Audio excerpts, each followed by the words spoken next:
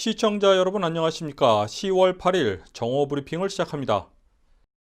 대선토론위원회는 트럼프 대통령과 바이든 대선 후보의 2차 토론회는 화상으로 치러질 것이라고 밝혔습니다.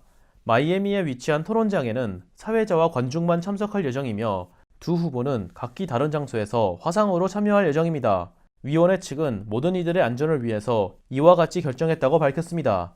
트럼프 대통령은 지난주 코로나19 확진 판정을 받은 바 있습니다. 트럼프 대통령은 화상 토론회라면 불참할 것이라고 발언했습니다.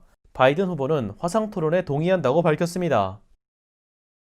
공화당 마이크 펜스 부통령과 민주당 카말라 해리스 의원은 어제인 7일 밤 부통령 후보 TV 토론회를 가졌습니다. 차분한 분위기에서 진행된 토론회는 각 후보들의 발언을 통해 정책 차이가 부각됐으나 대선 판세에는 영향을 미칠 수준은 아니었다는 평가입니다. 이번 토론회의 가장 큰 화두는 코로나19 대처 관련 공격과 방어가 이어졌습니다.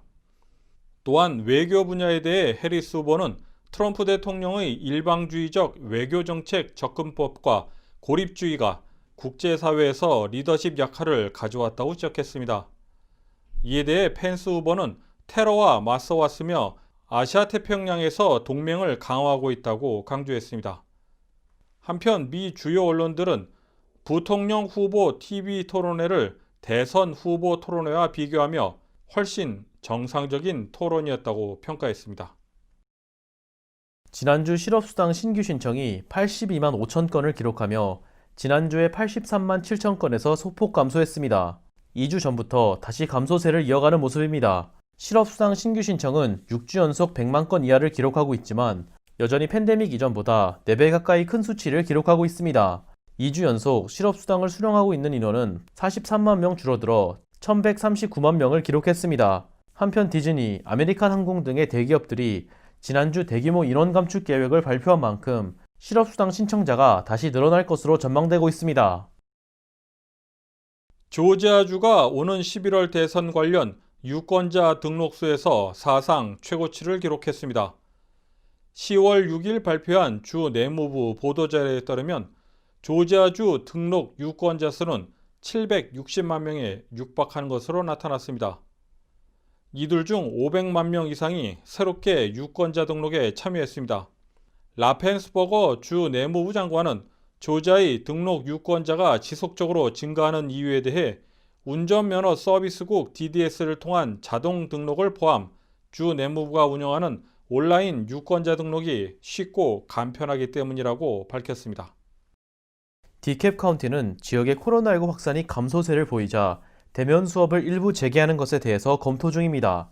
교직원들은 10월 19일부터 근무할 것으로 보이며 11월 5일과 6일에 2학년, 6학년, 9학년 학생들이 대면 수업과 온라인 수업을 병행하기 시작할 것으로 보입니다. 11월 9일부터는 모든 학생이 일주일에 하루 대면 수업을 진행할 수 있을 예정입니다. 교육청 측은 전면 온라인 수업 옵션도 여전히 유지될 것이라고 밝혔습니다. 대면 수업 참석 여부를 묻는 설문지가 오는 9일에 학부모들에게 전달될 것으로 전해졌습니다.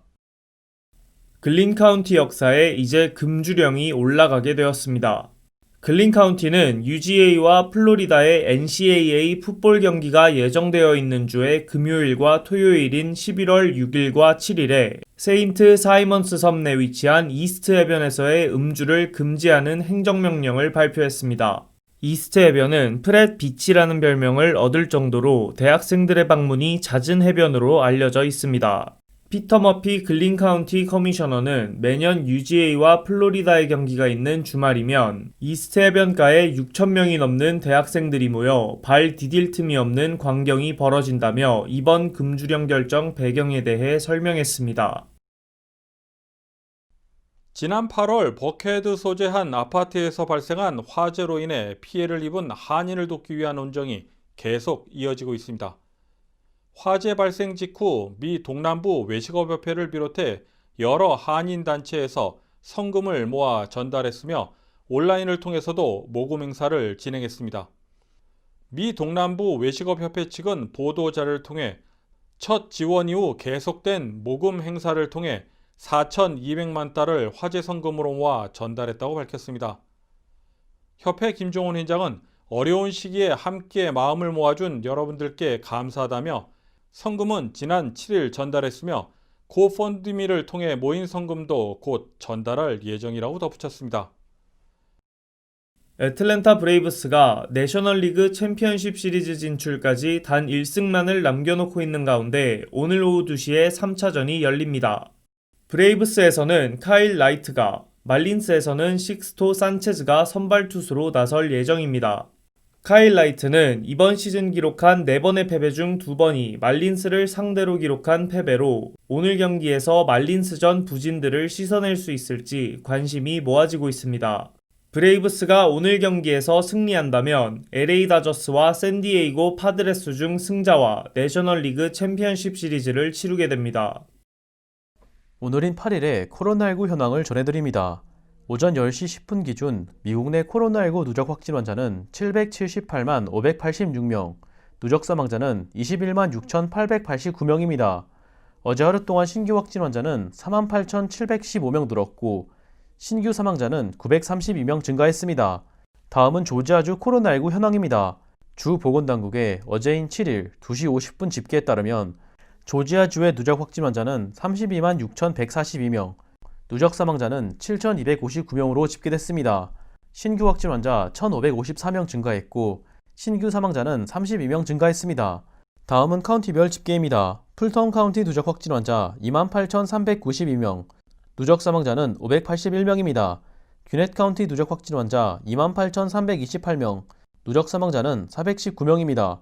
캅 카운티 누적 확진 환자 2224명, 누적 사망자는 436명입니다. 이상으로 정오 브리핑을 마칩니다. 시청해주신 여러분 고맙습니다.